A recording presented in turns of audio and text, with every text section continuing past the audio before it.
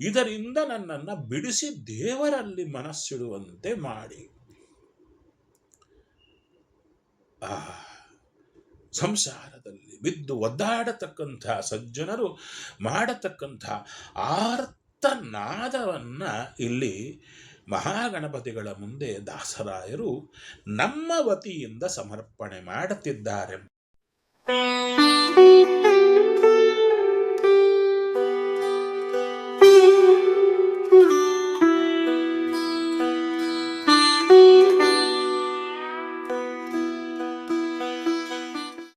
ಶ್ರೀ ಗುರುಭ್ಯೋ ನಮಃ. ಜಲಜ್ಯೇಷ್ಠ ನಿಭಾಕಾರಂ ಜಗದೀಶ ಪದಾಶ್ರಯಂ ಜಗತೀತಲ ವಿಖ್ಯಾತಂ ಜಗನ್ನಾಥ ಗುರುಂ ಭಜೆ. ಖೇಶ ಪರಮ ಸುಭಕ್ತಿ ಪೂರ್ವಕ ವ್ಯಾಸಕೃತ ಗ್ರಂಥಗಳ ನರಿತು ಪ್ರಯಾಸವಿಲ್ಲದೆ ಬರೆದು ವಿಸ್ತರಿಸಿದೆಯೋ ಲೋಕದಳು. ಪಾಶಪಾಣಿಯೇ ಪ್ರಾರ್ಥಿಸುವೆ ಉಪದೇಶಿಸೆನಗದರರ್ಥಗಳ ಕರುಣಾ ಸಮುದ್ರ ಕೃಪಾ ಕಟಾಕ್ಷದಿ ನೋಡಿ ಪ್ರತಿದಿನದಿ. ಖೇಶ, ಖ ಅಂದರೆ ಆಕಾಶ. ಆಕಾಶಕ್ಕೆ ಅಧಿಪತಿಯಾದ್ದರಿಂದ, ನಿಯಾಮಕರಾದ್ದರಿಂದ, ಅಭಿಮಾನಿಗಳಾದ್ದರಿಂದ ಇವರನ್ನ ಖೇಶ ಅಂದರು. ಅಥವಾ ಖ ಅಂದರೆ ಆಕಾಶ, ಹೌದಲ್ವೇ? ಆಕಾಶದಲ್ಲಿರುವ ಭಗವಂತ, ಆತನ ಹೆಸರೇನು? ದೇವರ ಹೆಸರು ಖ. ಆಕಾಶದ ಹೆಸರು ಖ, ಅಲ್ಲಿರುವ ದೇವರ ಹೆಸರು ಖ ಅಂತ. ಅಲ್ಲೇ ಖ ಅಂದ್ರೆ ಆಕಾಶ. ಅದಕ್ಕೆ ಖ ಅಂಥ ಆಕಾಶದಲ್ಲಿರುವ ಖ ಶಬ್ದವಾಚ್ಯನಾದ ಭಗವಂತನೇ ಈಶನಾಗಿ ಹೊಂದಿರುವರು. ದೇವರೇ ಇವರಿಗೆ ನಿಯಾಮಕರು. ವಿಶೇಷವಾಗಿ ಖನಾಮಕ ಭಗವಂತನನ್ನ ವಿಶೇಷವಾಗಿ ಆಕಾಶನಾಮಕ ಭಗವಂತನ ಉಪಾಸನೆ ಮಾಡಿ ಆ ದೇವರನ್ನೇ ಈಶನನ್ನಾಗಿ ಪಡೆದವರಾದ್ದರಿಂದ ಖೇಶ. ಪರಮ ಸುಭಕ್ತಿ ಪೂರ್ವಕ, ಪರಮ ಸುಭಕ್ತಿ ಅಂದ್ರು. ಹೇಳಿದ್ರು ಪರಮ ಅಂದ್ರೆ ಯಾರು ಅಂದ್ರೆ ಭಗವಂತ. ಭಗವಂತನಲ್ಲಿ ಸುಭಕ್ತಿ. ಏನು ಸುಭಕ್ತಿ ಅಂದ್ರೆ ಅವನೇ ಸ್ವತಂತ್ರ, ನಾನು ಅಸ್ವತಂತ್ರ, ಅವನೇ ನನಗೆ ವಿಶೇಷವಾದ ಪ್ರೀತಿಯನ್ನ ಅವನ ಮೇಲೆ ಹುಟ್ಟಾಕ್ತಾ ಇದ್ದಾನೆ ಎಂಬ ಜ್ಞಾನಪೂರ್ವಕವಾದ ಭಕ್ತಿಯೇ ಸುಭಕ್ತಿ. ಅಂಥ ಭಕ್ತಿಯಿಂದ ವ್ಯಾಸಕೃತ ಗ್ರಂಥಗಳ ನರಿತು ಪ್ರಯಾಸವಿಲ್ಲದೆ ಬರೆದು. ವೇದವ್ಯಾಸ ದೇವರು ಭಾರತವನ್ನು ಬರೆಯಬೇಕು ಅಂತ ಹೇಳುತ್ತೇನೆ, ಬರೆಯೋರು ಬೇಕು ಅಂತ.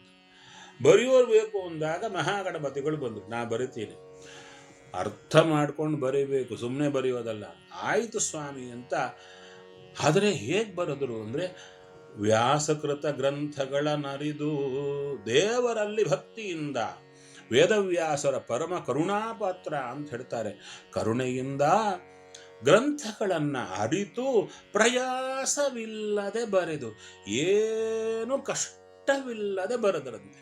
ಅದಕ್ಕೆ ನಾವು ಕೂಡ ಒಳ್ಳೆ ಗ್ರಂಥಗಳನ್ನ ಯಾವ ಕಷ್ಟವೂ ಇಲ್ಲದೆ ಬರೆಯಬೇಕಾದರೆ ಮಹಾಗಣಪತಿಗಳನ್ನ, ಅವರಂತರ್ಯಾಮಿ ವೇದವ್ಯಾಸರನ್ನ ಸ್ಮರಣೆ ಮಾಡಬೇಕು. ವಿಸ್ತರಿಸಿದೆಯೋ ಲೋಕದಳು. ವೇದವ್ಯಾಸರ ಗ್ರಂಥಗಳನ್ನು ಇಡೀ ಜಗತ್ತಿನಲ್ಲಿ ವಿಸ್ತಾರ ಮಾಡಿದ್ದೀರಿ, ಹರಡುವಂತೆ ಮಾಡಿದ್ದೀರಿ. ಪಾಶಪಾಣಿಯೇ, ಪಾಶವನ್ನ ಕೈಯಲ್ಲಿ ಧಾರಣೆ ಮಾಡಿದ ಹೇ ಮಹಾಗಣಾಧಿಪತಿಯೇ, ಪ್ರಾರ್ಥಿಸುವೆ ಉಪದೇಶಿಸೆನಗೆ ಅದರರ್ಥಗಳ ಅಂದರು. ನೀವೇನು ವೇದವ್ಯಾಸ ದೇವರ ಗ್ರಂಥಗಳ ಅರ್ಥಗಳನ್ನು ತಿಳ್ಕೊಂಡು, ವೇದವ್ಯಾಸರ ಅನುಗ್ರಹದಿಂದಲೇನೆ ಆ ಅರ್ಥಗಳ ತಿಳ್ಕೊಂಡು ಬರೆದರಲ್ಲ, ಆ ಅರ್ಥಗಳು ರಹಸ್ಯಗಳನ್ನು ನನಗೆ ಉಪದೇಶ ಕೊಡಿ. ನಾನೇ ಕೊಡಲಿ ಅಂತ ಕೇಳಿದ್ರೆ ಕರುಣಾ ಸಮುದ್ರ.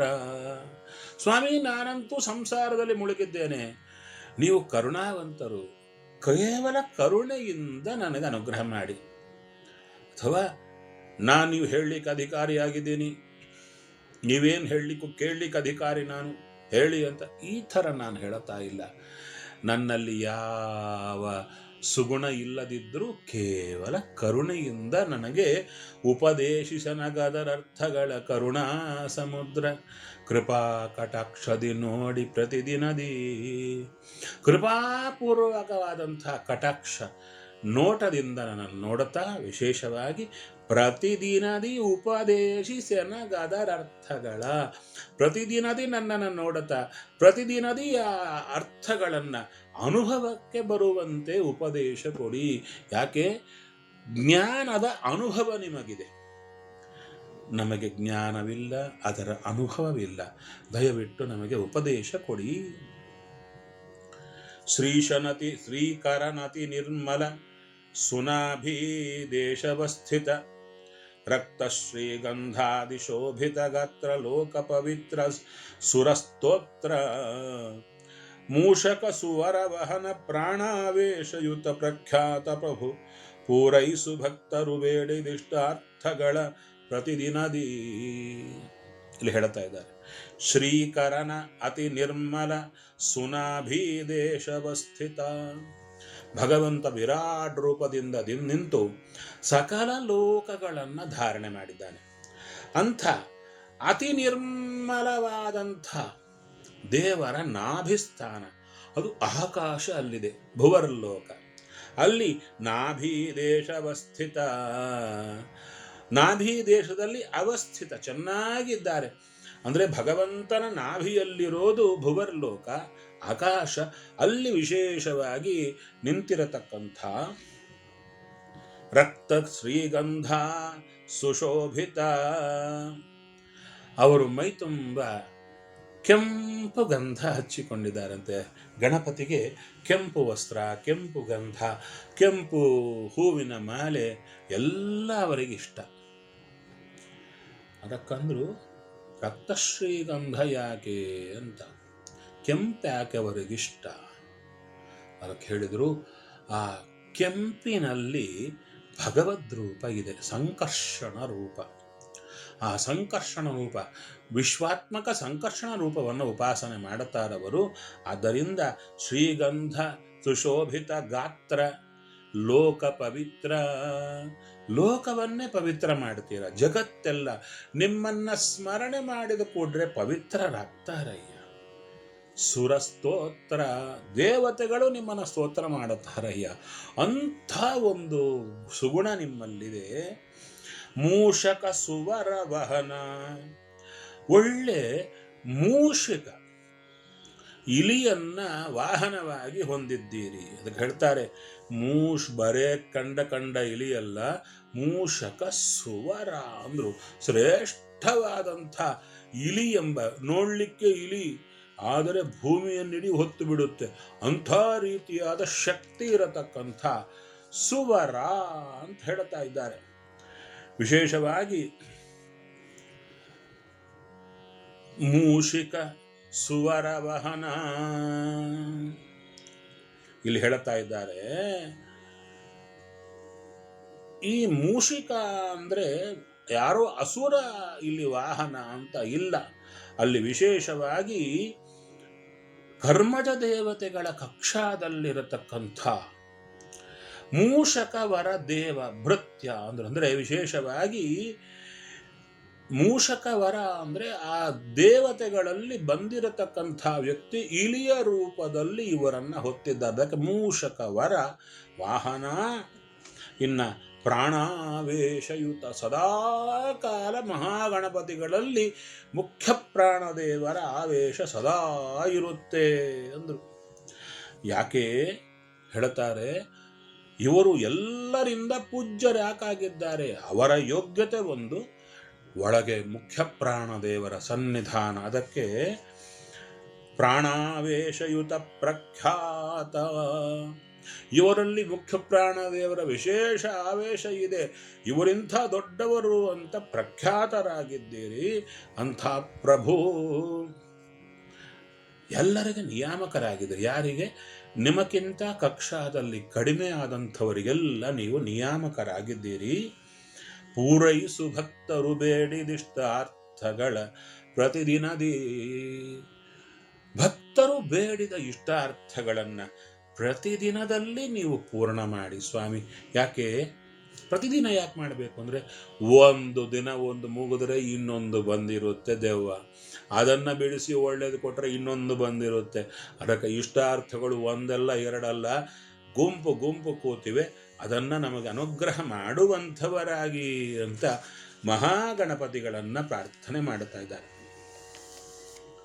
ಶಂಕರಾತ್ಮಜ ದೈತ್ಯರಿಗತಿ ಭಯಂಕರ ಗತಿಗಳೀಯಲೋಸುಗ ಸಂಕಟ ಚತುರ್ಥಿಗನೆನಿಸಿ ಅಹಿತಾರ್ಥಗಳ ಕೊಟ್ಟು ಮಂಗುಗಳ ಮೋಹಿಸುವೆ ಚಕ್ರಧರಾಂಕಿತನೆ ದಿನ ದಿನದಿ ತ್ವತ್ಪದ ಪಂಕಜಂಗಳಿಗೆರಗಿ ಭಿನ್ನೈಸುವೆನು ಪಾಲಿಪುದು. ಶಂಕರಾತ್ಮಜ, ಶಂಕರ, ಶಂ ಅಂದರೆ ಮಂಗಳ, ಮಂಗಳವನ್ನು ಮಾಡತಕ್ಕಂಥ, ಎಲ್ಲರಿಗೂ ಮಂಗಳವನ್ನು ಕೊಡತಕ್ಕಂಥ ರುದ್ರದೇವರ ಮಗ. ನಂತರ ದೈತ್ಯರಿಗತಿ ಭಯಂಕರ ಗತಿಗಳೀಯಲೋಸುಗ, ದೈತ್ಯರಿಗೆ ಭಯಂಕರವಾದ ದುರ್ಗತಿಯನ್ನು ಕೊಡಲಿಕ್ಕೆ. ಆಮೇಲೆ ಮಂಕುಗಳ ಮೋಹಿಸುವೆ, ಯಾರಿಗಿನ್ನ ಅಜ್ಞಾನದಲ್ಲಿ ಬಿದ್ದಿರುತ್ತಾರೆ, ಸ್ವರೂಪತಃ ಸಜ್ಜನರಲ್ಲ, ಅಥವಾ ಸ್ವರೂಪತಃ ಸಜ್ಜನರಾದರೂ ಕರ್ಮ ಪಕ್ವಾಗಿಲ್ಲ, ಪಾಪಕರ್ಮ ತುಂಬಿದೆ, ಅಂಥವರನ್ನೆಲ್ಲ ಮಂಕುಗಳು ಅಂತ ಹೇಳ್ತಾ ಇದ್ದಾರೆ. ಅಂಥವರಿಗೆ ಏನು ಮಾಡುತ್ತಾರೆ ಅಂದರೆ, ಅಹಿತ ಅರ್ಥಗಳ ಕೊಟ್ಟು, ಅವರಿಗೆ ಹಿತವಲ್ಲದ ಅರ್ಥ ನಾನಾ ಸಂಪತ್ತನ್ನು ಕೊಟ್ಟು ಸಂಕಟ ಚತುರ್ಥಿಗ ನೆನೆಸಿ ಮೋಹಿಸುವೆ. ಸಂಕಟ ಚತುರ್ಥಿ ಅಂತ ಮಾಡುತ್ತಾರೆ. ಹೇಗೆ ಮಾಡುತ್ತಾರೆ? ಗಣಪತಿಯೇ ಸರ್ವೋತ್ತಮ ಅಂತ ಮಾಡುತ್ತಾರೆ. ಮಹಾಶಕ್ತಿ ಆತನೇ ಸರ್ವೋತ್ತಮ ಅಂತ.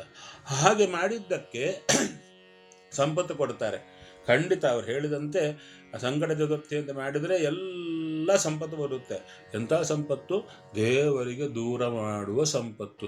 ಅದನ್ನು ಕೊಟ್ಟು ಮಂಕುಗಳ ಮೋಹಿಸುವೆ. ಯಾರು ಬುದ್ಧಿ ಇಲ್ಲ, ದಡ್ಡರಾದವರು, ಅಂಥವರನ್ನ ಮೋಹ ಕೊಡ್ತೀಯಪ್ಪ. ಚಕ್ರಧರ ಅಂಕಿತನೇ, ಚಕ್ರಧರ ಅಂಕಿತನೇ, ಚಕ್ರ ಶಂಖ ಧಾರಣೆ ಮಾಡಿದ್ದೀರಿ ಎಂದರು. ಹೌದಾ? ಅಲ್ಲ, ಪಾಶ, ಅಂಕುಶ, ಅಭಯಹಸ್ತ, ನಂತರ ದಂತ. ಅದಕ್ಕಂದ್ರು ಚಕ್ರ ಶಂಖಗಳನ್ನು ಮೈಯಲ್ಲಿ ಧಾರಣೆ ಮಾಡಿದವರು. ಚಕ್ರಧರ ಅಂಕ ಅಂದರೆ ವಿಶೇಷವಾದ ಚಿಹ್ನೆ. ಆ ಚಿಹ್ನೆಗಳನ್ನು ಧಾರಣೆ ಮಾಡಿದವರು ಚಕ್ರಧರಾಂಕಿತನೇ. ದಿನ ದಿನದಿ ತ್ವತ್ಪದ ಪಂಕಜಂಗಳಿಗೆರಗಿ ಭಿನ್ನೈಸುವೆನು ಪಾಲಿಪುದು. ನಿಮ್ಮ ಪಾದ ಕಮಲಗಳಿಗೆ ದಿನ ದಿನದಲ್ಲಿ ನಾನು ಎರಗಿ ನಮಸ್ಕಾರ ಮಾಡ್ತೇನಯ್ಯ, ನನಗೆ ಅನುಗ್ರಹ ಮಾಡಬೇಕು. ಅಂಟಿಲ್ಲದ ಮನಸ್ಸನ್ನು ಕೊಟ್ಟು ನನಗೆ ನೀವು ಅನುಗ್ರಹ ಮಾಡಬೇಕು ಅಂತ ಚೆನ್ನಾಗಿ ಪ್ರಾರ್ಥನೆ ಮಾಡ್ತಾರೆ. ಹಾಗಾದರೆ ಈ ಸಂಕಟ ಚತುರ್ಥಿ ಮೊದಲಾದ್ದು ಬೇಡ. ನಾವೇನು ಮಾಡಬೇಕು? ಮಹಾಗಣಪತಿಯ ಪ್ರೀತಿಗಾಗಿ ವಿಶೇಷವಾಗಿ ಚತುರ್ಥಿ ದಿನ ಪೂಜೆ ಮಾಡೋಣ. ನಿತ್ಯವೂ ಗಣಪತಿಯ ಪೂಜೆ ಮಾಡೋಣ. ಭಗವಂತನ ಭಕ್ತರು ಅಂತ ಪೂಜೆ ಮಾಡೋಣ. ಸರ್ವೋತ್ತಮರು ಅಂತ ಪೂಜೆ ಮಾಡಬಾರದು. ಇನ್ನ ಮುಂದೆ ಹೇಳ್ತಾ ಇದ್ದಾರೆ, ಸಿದ್ಧ ವಿದ್ಯಾಧರ ಗಣ ಸಮಾರಾಧ್ಯ ಚರಣ ಸರೋಜ ಸರ್ವಸು ಸಿದ್ಧಿದಾಯಕ ಶೀಘ್ರದಿಂ ಪಾಲಿಪುದು ಭಿನ್ನೈಪೆ. ಬುದ್ಧಿ ವಿದ್ಯಾ ಜ್ಞಾನ ಬಲ ಪರಿಶುದ್ಧ ಭಕ್ತಿ ವಿರಕ್ತಿ ನಿರುತನ ವದ್ಯನ ಸ್ಮೃತಿ ಲೀಲೆಗಳ ಸುಸ್ತವನ ವದನದಲ್ಲಿ. ಸಿದ್ಧ ವಿದ್ಯಾಧರ ಗಣ ಸಮಾರಾಧ್ಯ ಚರಣ, ಸಿದ್ಧರು ವಿದ್ಯಾಧರರು ಗುಂಪು ಗುಂಪಾಗಿ ಇವರ ಪಾದವನ್ನು ಆರಾಧನೆ ಮಾಡುತ್ತಾರೆ. ಚರಣ ಸರೋಜ ಸರ್ವಸು ಸಿದ್ಧಿದಾಯಕ, ಎಲ್ಲರಿಗೂ ಒಳ್ಳೆ ಸಿದ್ಧಿಯನ್ನು ಕೊಡತಕ್ಕಂಥವರು. ಅಂದರೆ ಏನು ಸುಸಿದ್ಧಿ ಅಂದ್ರೇನು? ಸಿದ್ಧಿ ಅನ್ನೋದು ಒಂದ್ಸಲ ಬರುತ್ತೆ, ಹೋಗ್ಲೂಬಹುದು. ಸುಸಿದ್ಧಿ ಅಂದರೆ ನಿಶ್ಚಂಚಲವಾದ ಸಿದ್ಧಿಯನ್ನು ಕೊಡುತ್ತಾರೆ. ಸುಸಿದ್ಧಿದಾಯಕ ಪಾಲಿಪಿದು ಭಿನ್ನೈಪೆ, ಬೇಗ ಅನುಗ್ರಹ ಮಾಡಿ ಅಂದರು. ಅದಕ್ಕೆ ಹೇಳ್ತಾರೆ ಕ್ಷಿಪ್ರ ಪ್ರಸಾದ ಶೀಘ್ರದಿಂ ಪಾಲಿಪುದು ಭಿನ್ನೈಪೆ. ಆಚಾರ್ಯರು ಕೊಡುತ್ತಾರೆ. ಕ್ಷಿಪ್ರ ಪ್ರಸಾದ ಮಂತ್ರ ಅಂತ ಗಣಪತಿಯವರು ಕೊಟ್ಟಂತೆ ವೇಗವಾಗಿ ಇನ್ಯಾರೂ ಫಲ ಕೊಡಲ್ಲ ಅಂದರು ಕ್ಷಿಪ್ರ ಪ್ರಸಾದರವರು. ನಿಮ್ಮಲ್ಲಿ ಭಿನ್ನ ಮಾಡುತ್ತಾ ಇದ್ದೇನೆ, ನನಗೆ ಬುದ್ಧಿ, ವಿದ್ಯಾ, ಜ್ಞಾನ, ಬಲ, ಬುದ್ಧಿ ಕೊಡಿ. ದೇವರಲ್ಲಿ ಸದಾ ಅವನು ಸರ್ವೋತ್ತಮ, ಸರ್ವಸ್ವತಂತ್ರ, ಅವನಿಲ್ಲದೆ ನಮಗೆ ಬದುಕೇ ಇಲ್ಲ ಎಂಬ ಬುದ್ಧಿ ಕೊಡಿ. ಆ ಬುದ್ಧಿಯನ್ನು ನಮಗೆ ಸ್ಥಿರ ಮಾಡತಕ್ಕ ವಿದ್ಯೆಯನ್ನು ಕೊಡಿ. ಆ ವಿದ್ಯೆಯಿಂದ ನಾವು ಮೆಲುಕು ಹಾಕಿ ಭಗವಂತನ ದರ್ಶನ ಮಾಡಲಿಕ್ಕೆ ಬೇಕಾದ ಜ್ಞಾನವನ್ನು ಕೊಡಿ. ನಂತರ ಇಷ್ಟು ಜ್ಞಾನದಿಂದ ಕೂಡಿಕೊಂಡು ಅನುಷ್ಠಾನ ಮಾಡಲಿಕ್ಕೆ ಬೇಕಾದ ಬಲ, ಗುರು ಸೇವಾದಿಗಳು ಮಾಡಲಿಕ್ಕೆ ಬೇಕಾದ ಬಲ, ನಂತರ ಪರಿಶುದ್ಧ ಭಕ್ತಿ. ಪರಿಶುದ್ಧ ಭಕ್ತಿ ಅಂದರು ಅದೇನು ಭಕ್ತಿಯಿಂದ ಸಾಕಲ್ಲ ಎಂದು ಹೇಳ್ತಾರೆ. ದೇವರೇ ಸ್ವತಂತ್ರನೆಂಬ ಜ್ಞಾನವಿಲ್ಲದೆ ಮಾಡುವ ಭಕ್ತಿ ಪರಿಶುದ್ಧ ಭಕ್ತಿ ಅಲ್ಲ. ಅವನ ಅಧೀನನಾಗಿದ್ದೇನೆ ಅಂತ ತಿಳಿದು ದೇವರ ಮೇಲೆ ನಮಗೇನು ಭಕ್ತಿ ಬರುತ್ತಾ ಇದೆ ಅದು ಅವನೇ ಕೊಟ್ಟದ್ದು ನಮಗೆ ಅನುಗ್ರಹ ಮಾಡಿ ಅಂತ ತಿಳ್ಕೊಂಡ್ರೆ ಅದು ಪರಿಶುದ್ಧ ಭಕ್ತಿ. ಪರಿಶುದ್ಧ ಭಕ್ತಿ, ಪರಿಶುದ್ಧ ವಿರಕ್ತಿ. ವಿರಕ್ತಿಯೂ ಪರಿಶುದ್ಧವಾಗಿರಬೇಕಂತೆ. ಅರ್ಥ ಏನು? ವಿರಕ್ತಿ ಅಂದರೆ ಎಲ್ಲ ಬಿಡೋದು. ದೇವರ ಪ್ರೀತಿಗಾಗಿ ಸರ್ವ ತ್ಯಾಗ ಮಾಡೋದು ವಿರಕ್ತಿ. ಭಗವಂತನ ಪ್ರೀತಿಗಾಗಿ ಸ್ವೀಕಾರ ಮಾಡೋದು ಎಷ್ಟು ಮುಖ್ಯವೋ ಭಗವಂತನ ಪ್ರೀತಿಗಾಗಿ ತ್ಯಾಗ ಮಾಡೋದು ಮುಖ್ಯ. ಯಾವುದು ನಮಗೆ ಒಳ್ಳೆಯದಲ್ಲವೋ ಅದು ಭಗವಂತ ಬೇಡ ಅಂತ ಹೇಳ್ತಾನೆ. ಅದನ್ನು ಭಗವಂತನ ಪ್ರೀತಿಗಾಗಿ ತ್ಯಾಗ ಮಾಡಬೇಕು. ಶುದ್ಧ ವಿರಕ್ತಿ ಇದರಲ್ಲಿ ಹೇಳ್ತಾರೆ. ವಿಧಿ ನಿಷೇಧಾಚರಣೆ. ದಾಸರಾಯರು ಒಂದು ಕಡೆ ಹೇಳ್ತಾರೆ, ವಿಧಿ ನಿಷೇಧಗಳೇನು ನೋಡದೆ ಮಾಡು ಕರ್ಮ ಅಂತಾರೆ. ಅದಕ್ಕೆ ತಪ್ಪಾಗಿ ತಿಳ್ಕೊಂಡು ನಾವು ಹೀಗೆ ಅರ್ಥ ಮಾಡ್ಕೊತೀವಿ, ವಿಧಿ ಇಲ್ಲ ನಿಷೇಧ ಇಲ್ಲ ಖುಷಿ ಬಂದಂತೆ ಕರ್ಮ ಮಾಡುವಂತ ಅಲ್ಲ. ವಿಧಿ ನಿಷೇಧಾಚರಣೆ ಮಾಡು ಅಂತಲ್ಲ. ಅದಕ್ಕೆ ವಿಧಿ ನಿಷೇಧಗಳೇನು ನೋಡದೆ ಮಾಡು ಕರ್ಮ ಅಂತ ಮತ್ತು ವಿಧಿಯನ್ನು ಹಾಕ್ತಾರೆ. ಅಲ್ಲ ವಿಧಿ ಬೇಡ ಅಂತ ವಿಧಿ ಹಾಕಿದ್ರಲ್ಲ ಅಂದ್ರೆ ಹಾಗಲ್ಲ. ವಿಧಿಯನ್ನು ಮಾಡೋ ಕಾಲಕ್ಕೆ ಒಂದು ಫಲಾಪೇಕ್ಷೆಯಿಂದ ಮಾಡಬೇಡ. ನಿಷಿದ್ಧವನ್ನು ಬಿಡೋ ಕಾಲಕ್ಕೆ ಭಯದಿಂದ ಬಿಡಬೇಡ. ವಿಧಿಯನ್ನು ಮಾಡೋ ಕಾಲಕ್ಕೆ ದೇವರ ಪ್ರೀತಿಗಾಗಿ ಮಾಡು. ನಿಷಿದ್ಧವನ್ನು ಬಿಡುವಾಗ ಕೇವಲ ಭಗವಂತನ ಪ್ರೀತಿಗಾಗಿ ಬಿಡಯ್ಯ ಅಂತ ನಿರುತ ಅನವದ್ಯನ ಸ್ಮೃತಿ ಲೀಲೆಗಳ ಸುಸ್ತವನ ಹೇಳ್ತಾರೆ. ಅನವದ್ಯ ದೋಷ ಗಂಧವೇ ಇಲ್ಲದ ಭಗವಂತನ ಅಂದರೆ ಭಗವಂತನ ಚಿಂತನೆ ಕೊಡಿ ಅಂದರು. ಸ್ಮೃತಿ ಎಂಥ ಸ್ಮೃತಿ? ಇವನಲ್ಲಿ ದೋಷವೇ ಇಲ್ಲ. ಅಸ್ಪೃಷ್ಟ ದೋಷ ಗಂಧಾಯ. ದೋಷ ಅಲ್ಲ, ದೋಷದ ಗಂಧವೂ ಇಲ್ಲ ಇವನಿಗೆ ಅಂತ ದೇವರ ನೆನಪು ಬರಬೇಕಂತೆ. ದೇವರನ್ನ ನೆನೆಯೋದು ಮುಖ್ಯ ಅಲ್ಲ, ದೇವರ ನೆನಪು ಅವನ ಗುಣಗಳಿಂದ ಕೂಡಬೇಕು. ಅದಕ್ಕೆ ಅನವದ್ಯನ ನಿರುತ ಸ್ಮೃತಿ, ಸತತ ಸ್ಮೃತಿ ಬರಬೇಕು. ಇನ್ನ ಲೀಲೆಗಳ ಸುಸ್ತವನ ವದನದಲ್ಲಿ ಅವನ ಲೀಲ ಏನು, ಜಗತ್ತನ್ನು ರಕ್ಷಣೆ ಮಾಡಲಿಕ್ಕೆ ಅವನು 10 ಅವತಾರದಲ್ಲಿ ಅನಂತ ಅವತಾರದಲ್ಲಿ ನಮಗೆಷ್ಟು ಎಟಕೊತ್ತೋ ಅಷ್ಟು ಅವನ ವಿಶೇಷವಾದ ಕಾರ್ಯಗಳನ್ನು ಬಾಯಿಯಿಂದ ಸ್ತೋತ್ರ ಮಾಡುವ ಭಾಗ್ಯ ಕೊಡಿ. ಯಾಕಂದರೆ ಬಾಯಿ ಇದೆ, ಬೇಡದ್ದೆಲ್ಲ ಮಾತಾಡುತ್ತೆ. ಇದು ದೇವರಿಗಾಗಿ ಬಳಸುವ ಭಾಗ್ಯವನ್ನು ಕೊಡಿ ಅಂತ ದಾಸರಾಯರು ಪ್ರಾರ್ಥನೆ ಮಾಡಿದ್ದಾರೆಂಬಲ್ಲಿಗೆ ಶ್ರೀಕೃಷ್ಣಾರ್ಪಣಮಸ್ತು.